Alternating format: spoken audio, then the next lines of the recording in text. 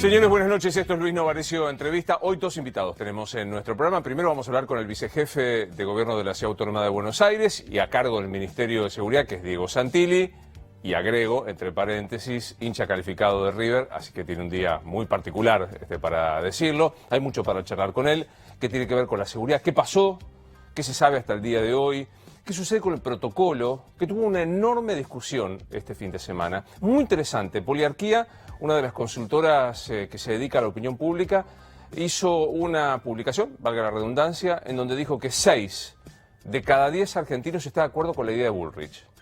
Aquí en la Ciudad de Buenos Aires tenemos esta situación tan particular. Hay algunos jueces de la Ciudad de Buenos Aires que tienen como casi una dedicación a la decisión en contra del gobierno, en este caso tanto de Mauricio Macri como de Horacio Rodríguez Larreta, previa.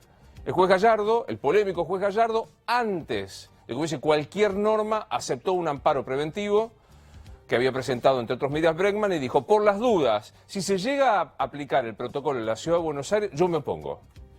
Piensan que en el derecho hay siempre una cuestión que es demostrar el interés legítimo y demostrar el eventual perjuicio. Todavía no había ningún tipo de ratificación del protocolo. Por las dudas, el juez Gallardo se opuso. Vamos a estar charlando de esta situación y después charlaremos con Rosendo Fraga, uno de los analistas de la política argentina más importante.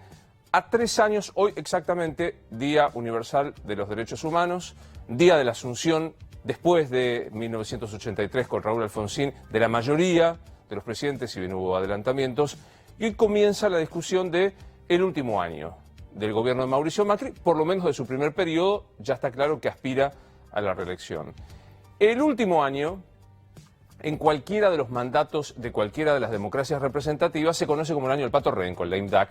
Esta historia de si el presidente no reelige, comienza a perder el poder porque se focaliza todo hacia el próximo. Como en esta opción Mauricio Macri se ha presentado, lo que hay es más que nada una evaluación de cuáles son los resultados de Mauricio Macri. Ayer los editorialistas principales de la Argentina decían el gobierno de Macri no va a hablar más de economía porque no puede hacerlo. 46, 47% de inflación, índice de pobreza que va a subir, índice de actividad muy parecido, en recesión absolutamente, muy parecido al final de Cristina Fernández de Kirchner, y se va a insistir con otra arista de la gestión, que es la seguridad y el o Cristina o nosotros. No hay una sola encuesta hoy, 10 de diciembre de 2018, que no muestre que la polarización va a funcionar. Esto es, o Cristina o Mauricio Macri. Vos me podés decir que Cristina no se lanzó todavía a la candidatura. Obviamente que no lo va a hacer hasta el último minuto. Es la especialidad, en general, de los políticos y de Cristina Fernández en particular.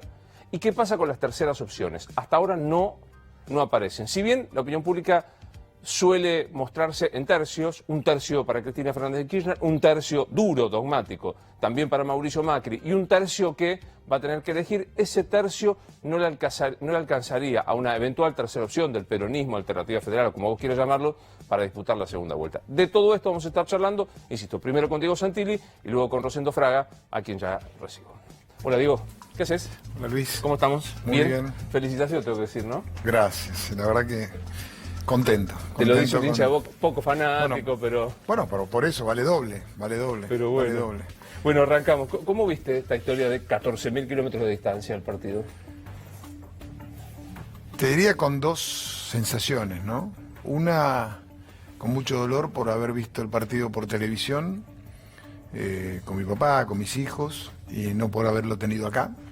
A mí es como ahí tomo la frase del presidente River, que dijo el 11 de septiembre del fútbol en la Argentina. Me parece que lo tituló bien. Es muy doloroso ver cómo lo que implica no haber tenido ese partido, porque no es solo no tener un partido de fútbol, es nuestra cultura, es nuestra idiosincrasia, ese que va a la cancha. Bueno, el caso del chico que declara, ¿no? Como declara que bueno, que él no es barra brava ni nada, pero sintió la sensación de tirar la piedra, sin medir la consecuencia. Gracias a Dios creo que tenemos una fiscal que actuó en tiempo y forma, que tenemos una condena, un juicio abreviado, 2 años y 4 meses. Está bien, no es de cumplimiento efectivo, es en suspenso, pero próxima medida es 100% cumplimiento. ¿Te parece que satisface lo que pedía la sociedad y lo que pedía la crisis del fútbol? 2 años y 4 meses. No sé si satisface lo que pedía la sociedad. Seguramente la sociedad pedía más. pero empecé a repasar las condenas para atrás. ¿Cuántas condenas hay de alguien tirando piedras? No encontré una en 10 años, 20, 30, 40 años. Entonces, cuando vos tenés una condena, la gente empieza a decir, bueno, algo tiene que cambiar. Y ahí empiezan las cosas. Por eso a mí me parece que el obrar de la fiscal es en tiempo, 48 horas, no tardó 48 meses, 5 años. Digo, hay una situación. Ese es por un lado, digamos, si vos me preguntás el dolor. Por otro lado, la alegría, ¿no? Me parece que la alegría de que... primero que ganó mi equipo, pero segundo, ¿sabes qué? Que estaban los de River y los de Boca en la cancha. Y que no viste a nadie saltar adentro de la cancha. Que el equipo que ganó pudo festejar, que el que no ganó se quedó en la cancha, sacó el segundo premio en la Copa Libertadores, salió segundo, se saludaron los de River con los de Boca, me gustó, ¿sabes qué? Ver al presidente de River viendo al técnico de Boca, hablando con los jugadores de River saludándolo a Pablo Pérez, ese abrazo, ese beso. El agua, pero digo, no es que es el agua. O sea, primero, yo creo, ayer vi, había 3 o 4 hinchas de River que se quisieron subir a la estatua ahí en Puerta del Sol del Oso y el Magroño. Vino la policía, los miró, bajaron. O sea, no dudaron ni un instante. ¿Cuál es el tema acá? No respetamos la autoridad, hay complicidad entre la justicia, la política y los bar. ¿Qué cosa funciona? Hay una descultura que vale pararse arriba de un semáforo y agitar, o pararse arriba de la reja, o venía todo bárbaro, porque anoche la gente festejó, la inmensa mayoría festejó en paz. Acá, sí, 20 o 30 tipos. 20, 30 al final, pero también la policía actuó muy bien. Yo creo que el operativo estuvo muy bueno, porque la policía despacio fue haciendo que la familia pueda salir, mucha familia, mamás, papás, chicos, que pudiera salir, concentrarse en los revoltosos, hacer las detenciones que tenía que hacer. Digo, y te voy a algo antes, 1.400 botellas de alcohol incautamos antes de los festejos. Antes y durante los festejos. ¿Qué significa eso? El festejo tiene que ver con el alcohol. ¿Qué nos pasa como sociedad? Bueno, y ahí hay que actuar, y la policía tiene que actuar, y nosotros lo dijimos. Fíjate la acusación que hace el gobierno de la Nación, que no lo va a decir expresamente, pero Patricia Bullrich dice, en la ciudad son tibios. Cuando hay un piquete no desalojan, cuando hay alguien arriba del semáforo intentan disuadirlo o lo dejan. Esta es la posición que tiene el gobierno nacional. No estoy valorando, estoy describiendo. No, yo creo que nosotros tenemos una política firme, una política también contundente en ese sentido. Tenemos una policía joven. Luis, acaba de cumplir 2 años nuestra policía. Nos traspasaron la policía hace 2 años, la creamos, la policía de la ciudad, y hoy es una policía que está formándose, capacitándose, con todos los parámetros de niveles mundiales, de Naciones Unidas, preparándolos y formándolos, y están en la calle. Y si vos ves el operativo ahora, el operativo de ayer fue exitoso, el de la noche. Tuviste un Boca River también, que funcionó, 3 semanas antes de un River Boca que anduvo mal. Tuviste un G20, donde nosotros hicimos la periferia de afuera, porque el operativo central estaba en manos de Patricia Bullrich, pero también tuvimos los Juegos Olímpicos de la Juventud, donde hubo 250.000 personas en la 9 de julio, donde hubo 1 millón de personas en los parques, y funcionó a las maravillas. Entonces, vamos en ese camino, hay muchísimo por mejorar, está clarísimo que hay muchísimo por mejorar. ¿Vos sos el ministro de Seguridad formalmente? Sí, estoy a cargo del ¿No van a nombrar a nadie? No estoy a cargo yo. Pero digo, hasta que termine la gestión de Horacio, ¿te vas a mantener vos ahí? Me voy a mantener yo. ¿Es la Bolsonaro con polleras, Bullrich? No, a mí me parece que parte de lo que la gente nos pidió a nosotros es poner en orden las cosas. ¿Qué significa poner en orden las cosas? Viste que el debate está, si es mano blanda, si es mano dura. No es ni mano blanda ni mano dura, mano justa. ¿Qué significa mano justa? Mirá, el tipo que va y tira una piedra y le puede romper la cabeza a una persona, está preso. No tiene que estar en otro lugar. ¿Sabes quién es la persona que más sufre? El humilde. El más humilde de nuestra población, que tiene que levantarse a las 5 de la mañana para tomarse el colectivo. Y en el colectivo aparece uno y lo quiere robar. Entonces, para eso trabaja la ministra Bullrich. Y nosotros también somos un equipo. ¿El protocolo de Bullrich es mano dura, mano blanda o mano justa? No, el reglamento de Bullrich es un reglamento que no tenían las fuerzas federales, o que tenían un reglamento en donde... La gendarmería una cosa, la prefectura otra. No sé si lo leíste, más o menos, que venían los delincuentes de un lado y vos tenías que hacer tomas de judo para salvarte, ¿no? Está claramente explicado. Nosotros en la ciudad, ¿qué tenemos? Tenemos una ley, hace 2 años, que es la 5688, que es la ley que crea la policía de la ciudad y tipifica el accionar de la policía. Mucho de lo que tiene el reglamento de la ministra Bullrich está en nuestra ley de hace 2 años. Entonces lo que hace la ministra Bullrich es poner un reglamento en las fuerzas federales de actuación que vaya en línea de proteger a los ciudadanos y de también darle un método de funcionamiento a las fuerzas. Y está bueno que sea así. Cada vez que toco este tema trato de poner el mismo ejemplo y no consigo que muchos me lo digan concretamente. Soy policía. Sí. Voy caminando por Avenida Corrientes. Cruzo Libertad y en un kiosquito escucho me roban, me roban. Sale del kiosquito un ladrón con un arma en la mano corriendo. ¿El policía de la ciudad le puede disparar para detenerlo? El policía de la ciudad dice alto policía primero. Primero le da la voz de alto. La voz de alto. No Segundo, evalúa, porque para eso lo formamos a los policías, para actuar. Y tenemos una fuerza formada. Evalúa. Hay vecinos, hay otros vecinos. Pongo en riesgo la vida de otro. ¿Está ese ladrón que está huyendo poniendo en riesgo la vida de otras personas? ¿Está poniendo en riesgo mi vida, que es la del policía? Y ahí actúa. Y ahí es donde define, y esa es la definición, y está claramente en el funcionamiento, en la capacitación y en el entrenamiento de esos policías. O sea, el tipo ve que corriente, me imagino va a haber mucha gente, es un riesgo para terceros. Ahora, si no hay nadie, etcétera, después de la voz de alto, ¿puede disparar el policía de la ciudad? Tiene que medir este tipo de cosas, y para eso los formamos. Y los policías están preparados para eso. Están preparados, Luis. La inmensa mayoría de ellos están preparados. Hay otros que cumplen otras tareas de oficina, tareas de otro tipo de toma de denuncias, etcétera. Pero la policía está preparada, la que está en la calle está preparada. Miremos en retrospectiva, aunque no sea competencia directa. ¿Chocobar actuó bien? Mirá, yo no soy quien para juzgar cómo actuó Chocobar. Ahora, déjame decirte algo. Y tampoco quiero ponerme a juzgar. Había un delincuente que le había puesto 11 puñaladas a un ciudadano, que no sabía si era turista, argentino, era una persona, 11 puñaladas. Huyó, parece ser, según los peritajes, que disparó al piso, preventivamente. Entonces la justicia es la que tiene que definir cuál fue el accionar de Chocobar. Ahora, créeme que nosotros vamos a estar trabajando para acompañar a todos aquellos que defienden a los ciudadanos. Una puñalada más o un centímetro por un costado hubiera muerto ese ser humano. ¿Qué derecho hay a que un tipo le clave 11 puñaladas a un ser humano? ¿O tenemos que permitir que eso pase? Entonces digo, esto es lo que nosotros como ciudadanos tenemos que, por lo menos, pensarlo. Porque si no estamos discutiendo a Chocobar, no estamos discutiendo al pobre ser humano que le clavaron 11 puñaladas. Y ese señor, si tuvo el tupé, o esa persona que tuvo el tupé de ponerle 11 puñaladas, puede hacer cualquier cosa en la huida. Los otros días, hablando con Marcelo D'Alessandro, tu subsecretario ahora, dijo, hay que discutir otros modos. En Francia se veía, se usan las taser o taser, estas pistolas de descarga. ¿Es idea de la ciudad volver a discutir el tema? Son las armas no letales, lo que uno llama las armas no letales o disuasorias, porque son diferentes funcionamientos que tiene la policía. Por ejemplo, ayer a la noche en el operativo de seguridad de los festejos, la policía actúa disuadiendo, primero separando a las familias, a las personas para que puedan irse, después a los que estaban alcoholizados o tirando piedras o con algún tipo de elemento contundente que pueda dañar a otro. Y ahí es donde usa elementos, armas disuasorias.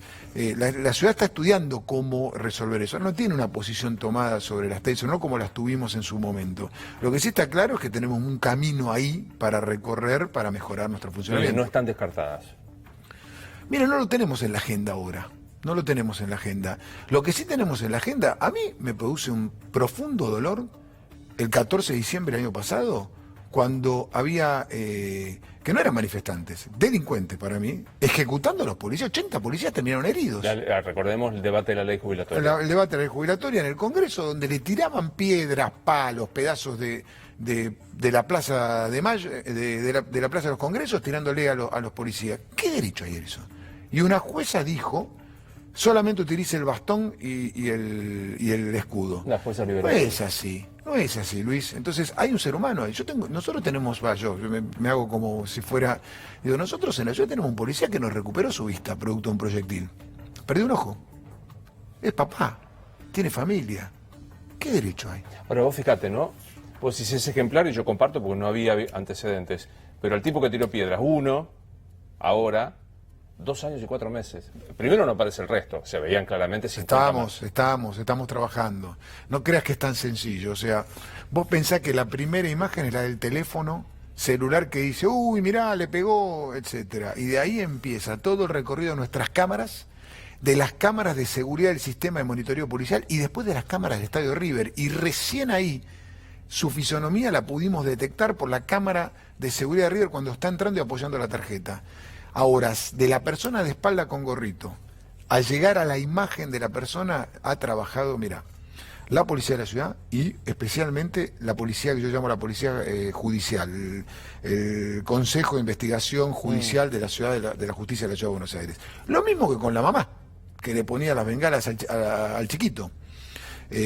Bueno, por el reloj llegaron. Es todo un trabajo que tienen que hacer de identidad. Está claro que algo pasó para que falló.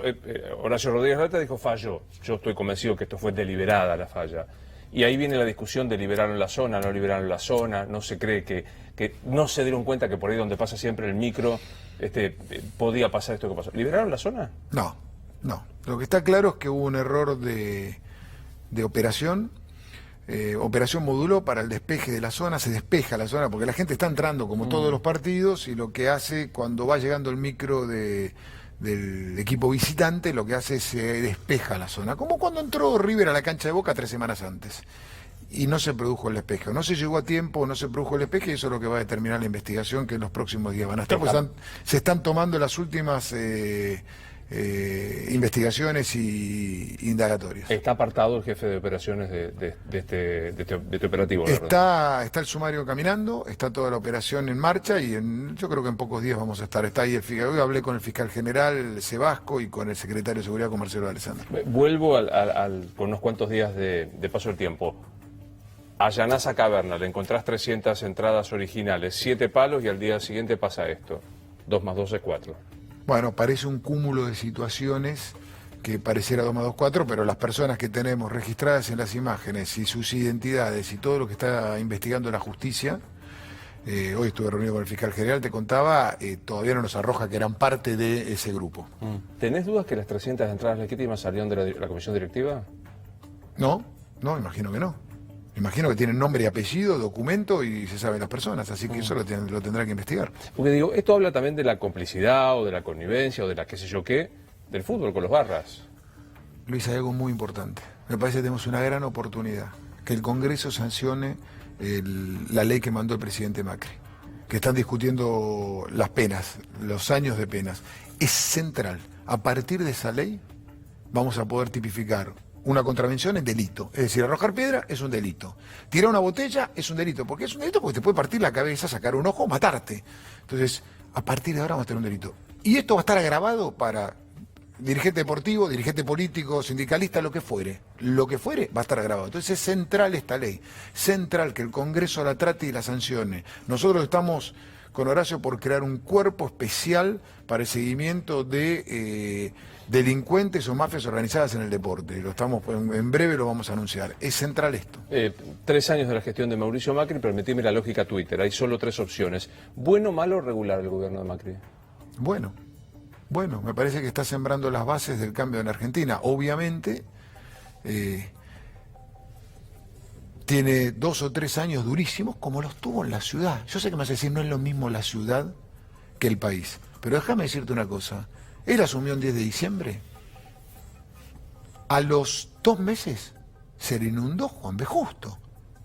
Miles de personas inundadas. Porque sí, cuando llovía en Buenos Aires, inundaba la ciudad de Buenos Aires. Él dijo, fue a Plaza Italia, y dijo, se va a seguir inundando por 4 años y X meses. 4 años y X meses más, nunca más se inundó. Hizo las obras que había que hacer para que salieran. 6 meses después de que asumió, no 6 años, 6 meses después de que asumió en la ciudad, 80 escuelas no tuvieron gas. Está bien, pero digo, 80, Luis, no, sí, 4, 5, 80. El 1 de marzo del año de la Asunción, el presidente dijo, la inflación es sencilla de ser rebajada, tenemos el 200% de inflación en este periodo, 50 este año, la pobreza va a ser el modo que me juzguen, hay más pobreza, estamos en recesión. Hace un año exactamente, el día que se trató el presupuesto de este año, dijo, va a ser del 10%, la pifiaron por 5 veces. Yo creo que si hay una autocrítica que yo haría es que por ahí subestimamos la rapidez de la salida de la crisis en la que estábamos, que mucha gente tal vez no la veía. Una crisis en la que estamos como país. Como país tenemos primero una crisis de valores. tenemos una fuerte crisis de valores. Tenemos una crisis de pobreza. 1 de cada 3 argentinos en la pobreza, recibimos un poquito más. Tenías una crisis inflacionaria, tenías una crisis de libertad cambiaria, tenías la economía partida. Y como las primeras medidas fueron salir del cepo, fueron muy positivas, por ahí creímos que la Argentina rebotaba fácilmente. Y no es tan sencillo, pero estamos en el camino correcto. ¿Error propio ninguno? Sí, ahí es creer que en la primera salida arrancábamos fuertemente hacia arriba sin tener en cuenta lo que es el mundo estornuda y a los países más débiles les pega más fuerte que a los países más fuertes. Argentina en los últimos 6 meses, cuando tuvimos la crisis que tuvimos, es como consecuencia de una crisis internacional, pero le pegas de lleno a la Argentina. ¿Y por qué no con su Uruguay, debilidad. Chile, Paraguay? Porque son países que vienen de otra transformación de muchos años atrás, de más atrás. Perú Bolivia. Pero Bolivia está haciendo una transformación también. Chile, Uruguay, son países que vienen haciendo una transformación hace mucho tiempo. Pará, son vecinos nuestros, ni siquiera estamos hablando de... Finlandia. No es Europa, No, Finlandia. Finlandia. Digo, son países que hace 10 años empezaron un camino. ¿Quiénes quedamos en el otro camino? Venezuela, Argentina, Ecuador. Somos los que nos quedamos, viste, en un sendero distinto.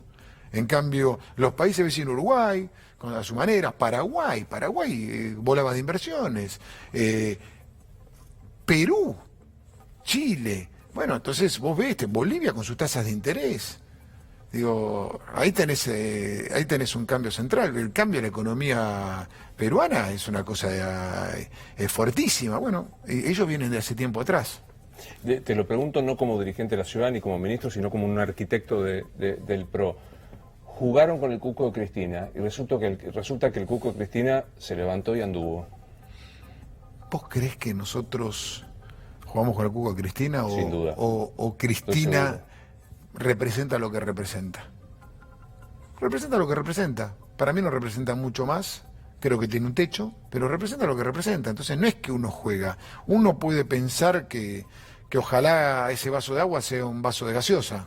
Pero no es un vaso de gaseosa, es agua. Y la gente se da cuenta y hay un sector que yo creo que tiene techo que la apoya. Y nosotros queremos representar un sector que es mayoritario al que representa el Frente para la Victoria y creemos que nos va a ir mejor. Yo en su momento lo dije, más allá de la expresión duranbarbística, de las que he escuchado unas cuantas. ¿Cómo los tiene Durán Barba con el cocheo? No están así, no están así. Aparte es siempre lo mismo, la herencia, el gol, bueno, no importa. Pero digo, en su momento lo dije. Sí. El riesgo de autocracia existía con Cristina, sin duda. Le querés llamar Venezuela, pero el riesgo de la convicción. El kirchnerismo no tiene vocación republicana. Ahora, dicho esto, insistieron, no es un techo menor el de Cristina, está por arriba del 30%. Con eso compite en segunda vuelta. Pero, Luis, nosotros no podemos armar la tercera vía o el tercer movimiento. Nosotros somos un espacio, llamamos Cambiemos, compuesto por el PRO, la coalición cívica, el radicalismo, digamos, un liderazgo nacional de 3 partidos que se unen con su diversidad, con las cosas que vos escuchás en público. Ese es nuestro espacio.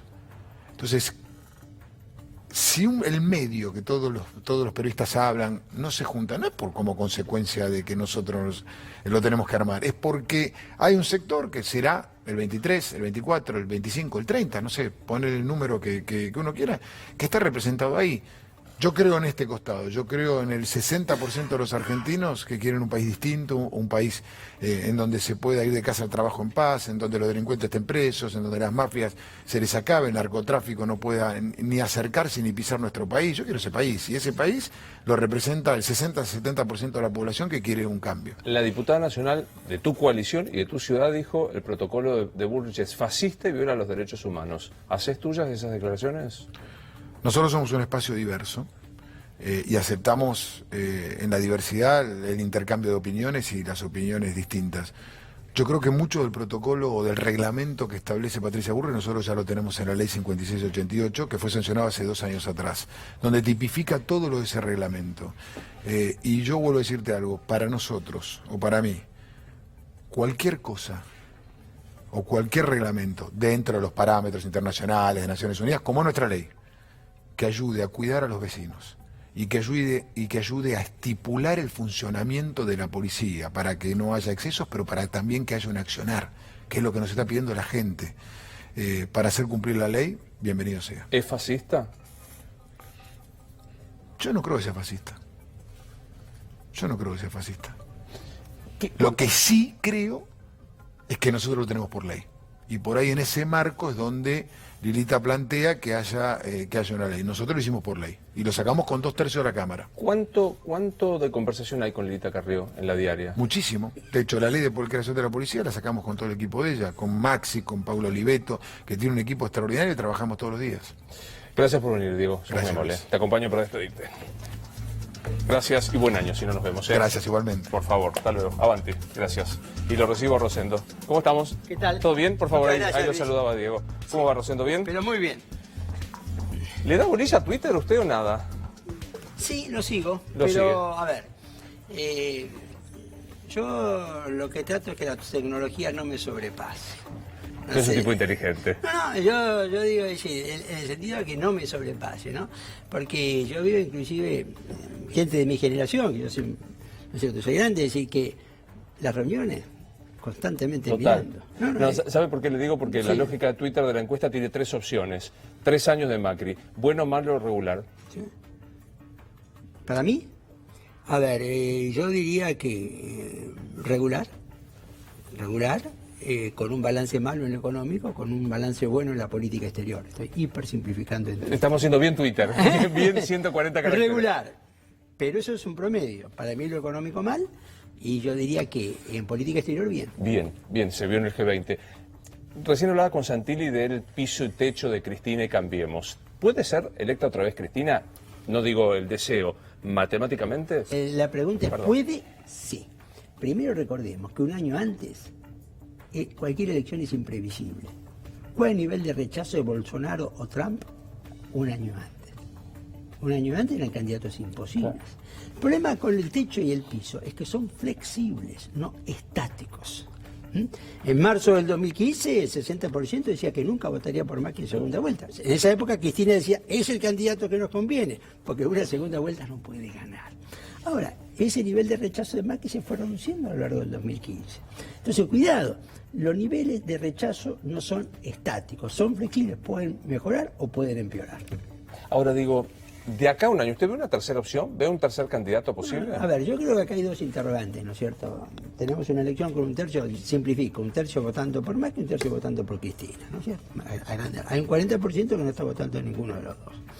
Y acá lo que hay que, los interrogantes que hay que ir observando, ¿no? Uno es si se va a articular un tercer espacio que represente, no sé, a 2/3, un poco más de ese 40%.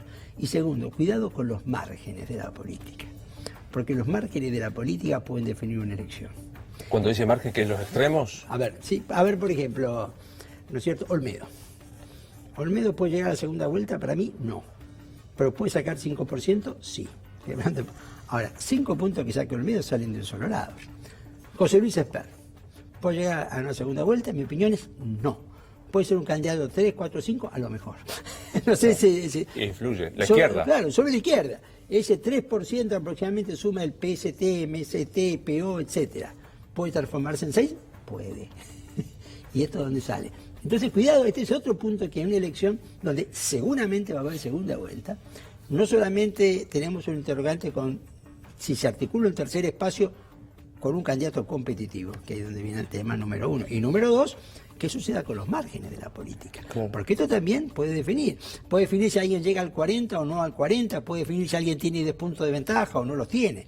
Entonces, cuando uno lo pone en este contexto, la elección, ¿no es cierto?, todavía es más incierta de lo que parece la simple polarización Macri y Cristina. Usted dice algo interesante que comparto. Cristina lo inventó, lo eligió a Mauricio Macri, ¿no? O sea, primero aquella historia de la soberbia del momento.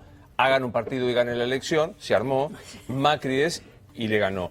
¿Macri cayó en la misma trampa? A ver, yo miré un poquito más para atrás, porque esto es interesante. El tema de elegir el enemigo, ¿no es cierto?, de elegir el enemigo. Uno dice, mire, en política es más importante elegir el enemigo que elegir el amigo. Es un lugar común, pero es válido. Pero hagamos memoria, ¿no es cierto?, ahora que estamos con los 35 años de retorno a la democracia. Es decir, el argumento de Alfonsín lo eligió a Menem como el enemigo. ¿Por qué? Porque no podía ganar.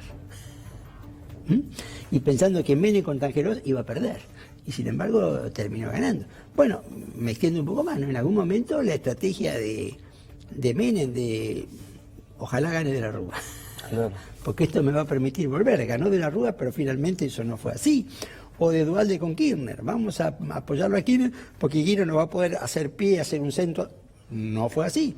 O Cristina con Macri. Hasta ahora, cuando uno observa esto de querer manipular al enemigo, es peligroso.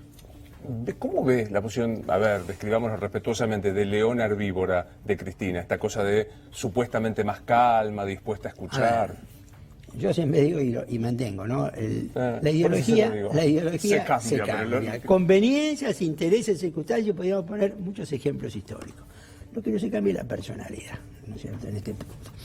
Yo creo que en este momento Cristina está exactamente en una estrategia para producir lo que hablábamos recién. Bajar su nivel de rechazo. Esta es una estrategia para bajar ese nivel de rechazo que a lo mejor podría rondar el 60%. Bajarlo. Está en esa estrategia. Ahora, creo que una vez en el poder va a gobernar de acuerdo a su personalidad, claro, ¿no es cierto? Podrá correrse un poco más acá, un poco más allá, pero me parece que ya tiene una tendencia, una hiperconcentración del poder, ¿no es cierto?, a buscar siempre un enemigo para autodefinirse y difícilmente cambie eso. ¿Cuánto es usted partidario de la idea que se vota solo con el bolsillo o predominantemente con el bolsillo? No es tan así.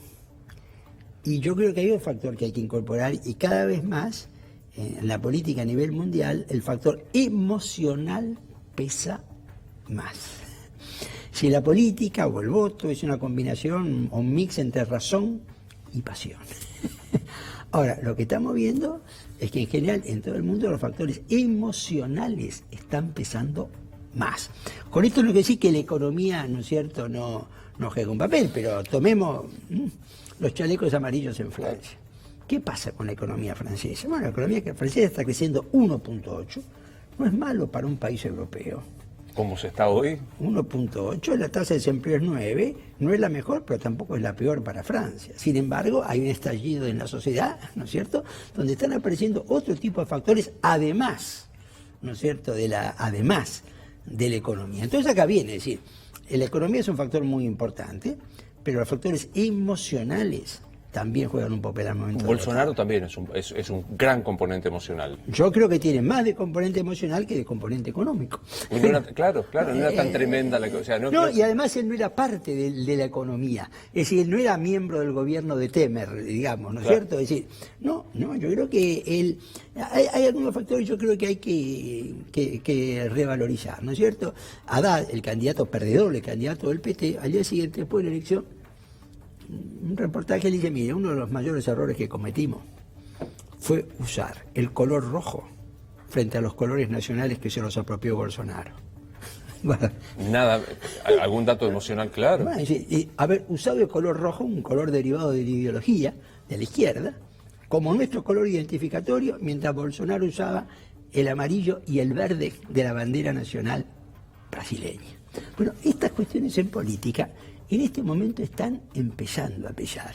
Si vemos las últimas 48 horas, los chalecos amarillos han empezado a usar la bandera francesa. Claro. Vemos el chaleco amarillo ahora con la bandera francesa, ¿no es cierto? Un poco retomando hasta una tradición de la Revolución Francesa. Cuidado, ¿no es cierto? En ese sentido. Y Macron hasta ahora había venido, en alguna medida hay un discurso muy importante, quizá para mí el discurso político más importante de Macron, que fue hace pocas semanas, cuando el centenario de la Primera Guerra Mundial, en París, ¿no es cierto? Hace pocas semanas, donde él opone el patriotismo al nacionalismo. Como diciendo, yo represento el patriotismo contra el nacionalismo. Porque la gran discusión ahí es el globalismo. Donde hay una crisis del globalismo, el globalismo no tiene componente emocional. La debilidad de los defensores de la globalización como idea política no es inspiradora. Es que no tiene un componente emocional como lo puede tener, como lo tiene el nacionalismo. Déjeme traerlo de vuelta acá. ¿La crisis con Carrió qué es? ¿Una expresión del carácter de vuelta, de cómo es Carrió, o en realidad es algo más serio? A ver, yo creo que...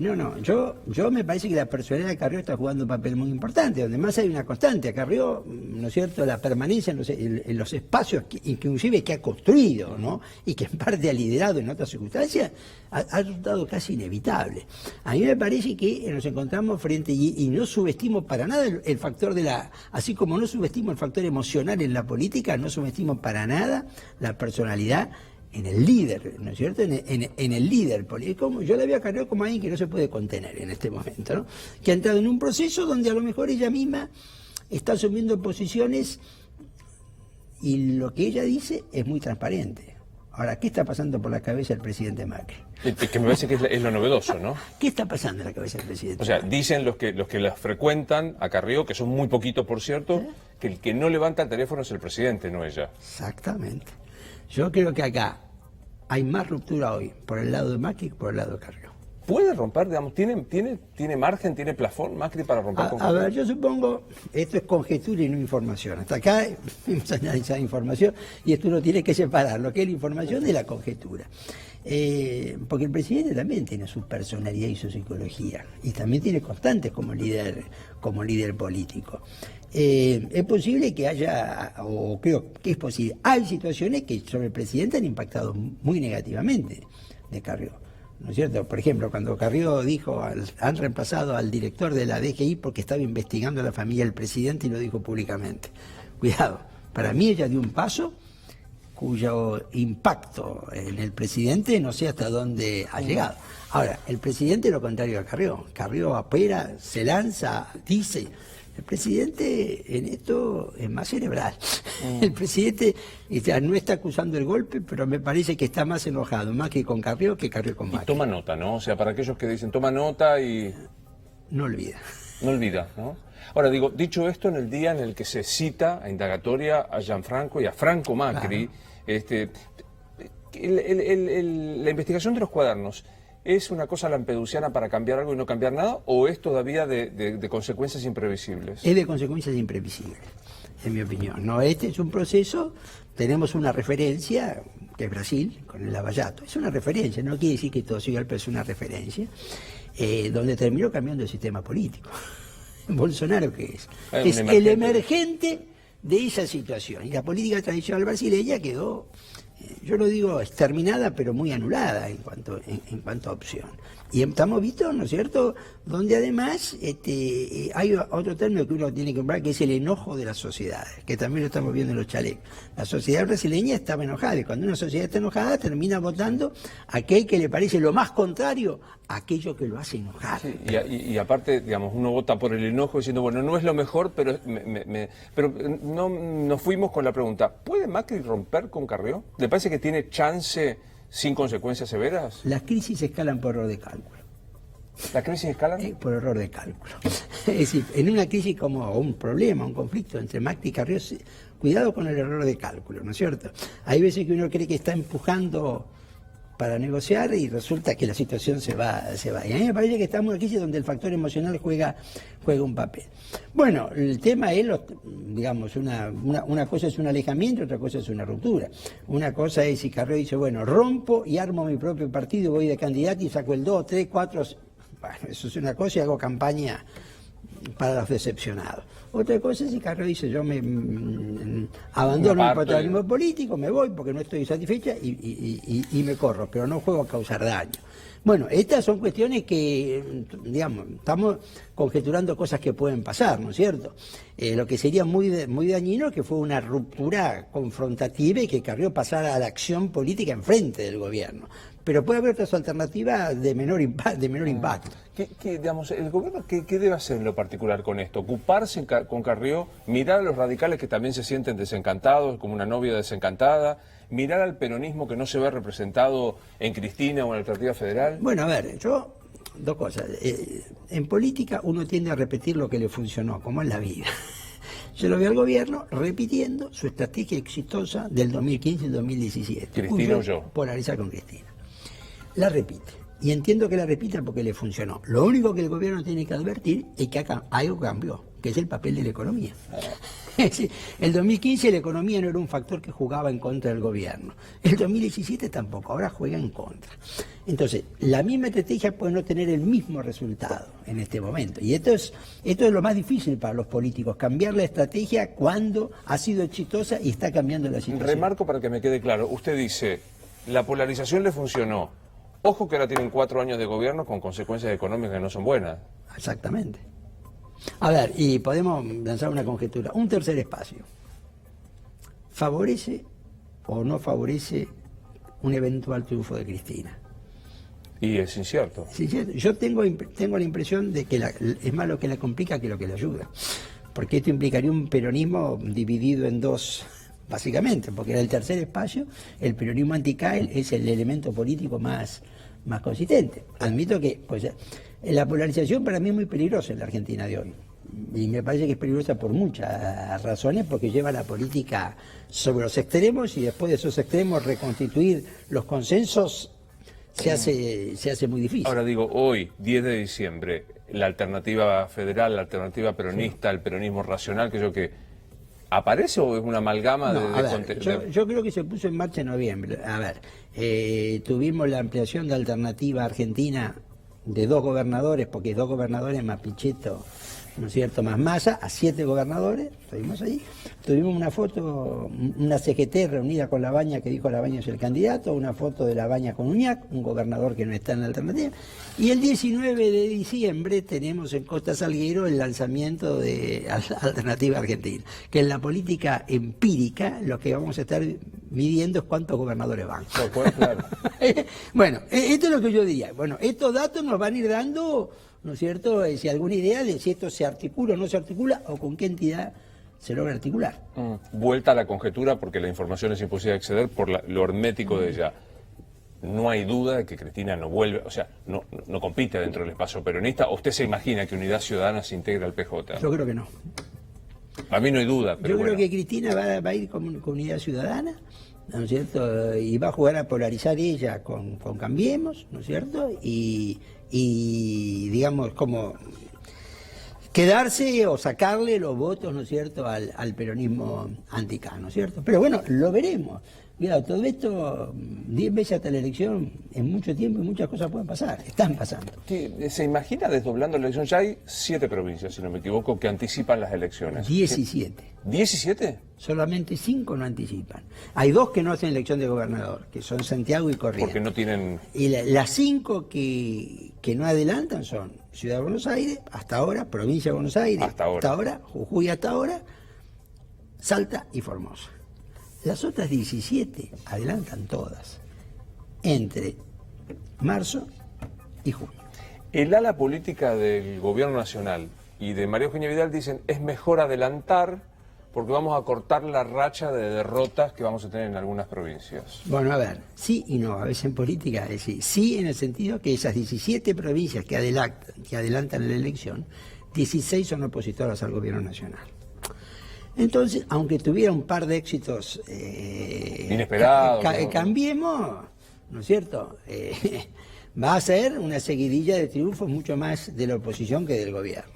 Y esto, yo digo, es válido. Pero hay 2 problemas en esa estrategia. ¿Y si llegan a perder Buenos Aires? Se termina el juego. No sé si se termina el partido número 1. Y número 2, la señal de Buenos Aires separando el gobierno nacional, aunque no se quiera, deja una imagen como que la provincia piensa que ir con el presidente no le conviene. Por las dudas me cuido mi elección. No le conviene. Entonces, yo creo que tiene que pensarlo muy bien. Si ella dijo de cualquier manera lo define en marzo y de acuerdo con Macri. ¿No es cierto? No sé si a Macri le conviene eso.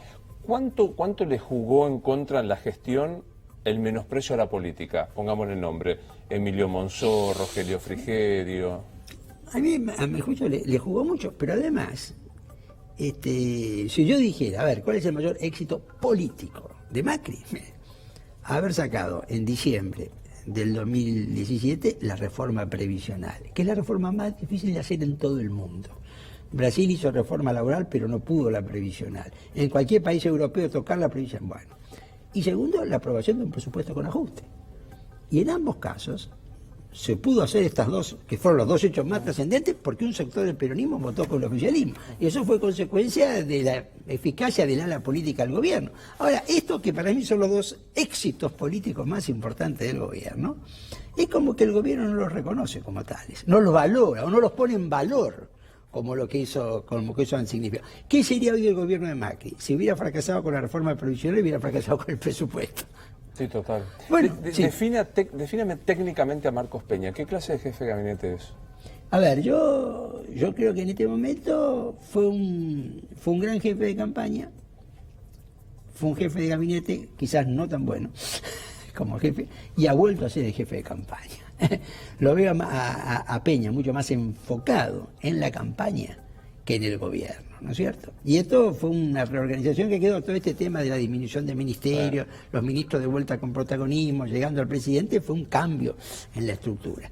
Pero, bueno, sí, me parece que lo que hoy se potencia es el rol de Peña como llamémosle, el artífice de los triunfos electorales, no el del a la hora de la, claro. El ejecutivo de gobierno. Y defíname a Mauricio Macri después de 3 años de gestión. ¿Qué tipo de presidente es?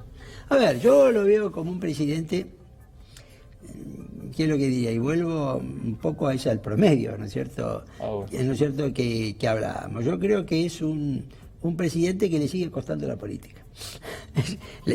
Cuando digo le sigue costando la política es el ejemplo que estábamos conversando recién. Es decir, quizás él nos valora cuáles han sido sus mayores éxitos. Y sus mayores éxitos han sido estos, así, avanzar en reformas muy duras, negociando con la oposición. Claro. Pero como esto no se lo pone en valor, como yo diría. Y sin embargo aparece un presidente que en materia económica, donde se le asignaba una capacidad, donde aparecen falencias, ¿no es cierto?, realmente importantes. Me parece que es un presidente que le sigue costando, como se dice a veces en la política, repartir el juego. Dar y hacer que los demás participen. Vuelvo para despedirlo a la lógica Twitter, una falta de respeto sí, que le haga esta por pregunta, favor. pero la voy a hacer. De 0 a 10, ¿cuánta chance tiene de reelegir Macri? Yo, por supuesto, le diría así, pero yo diría 5. La otra opción es Cristina. O sea, a ver, pongámosle, 5 Macri, 3 Cristina y 2 otro tipo de alternativas, que hoy no pareciera ser probable.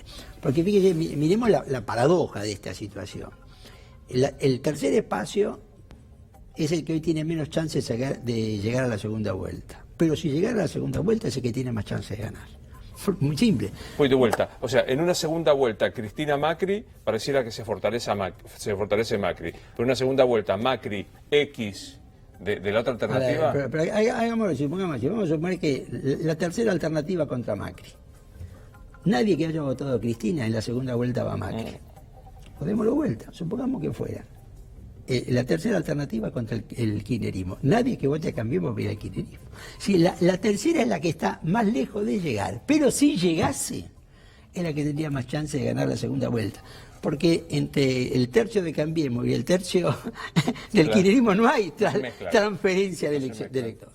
Gracias, un placer como siempre. No, gracias Luis. Esto es Luis Novares Entrevista, hasta mañana.